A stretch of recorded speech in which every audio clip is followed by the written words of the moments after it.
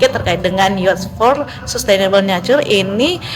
Kita usung dalam Kementerian Lingkungan Hidup mengusung tagline ini menjadi yang utama untuk tahun 2024, Pak. Jadi kita ingin bagaimana kaula muda kita ini dapat berperan mengambil bagian dalam kegiatan sustainable nature ini, yaitu konservasi alam yang berkelanjutan seperti itu.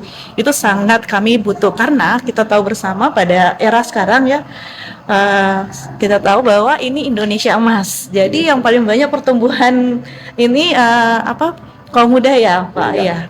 Kaula muda yang paling banyak ya untuk jumlah penduduknya. Nah, itu.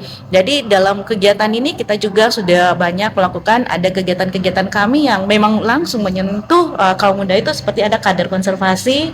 Nah, itu sudah setiap tahunnya kita akan bentuk dan kita akan bina, dan juga sudah 2 tahun terakhir ini kita membentuk yang namanya Green Youth Movement. Itu sudah sudah 2 angkatan. Nah, itu sangat berpengaruh baik buat konservasi alam kita.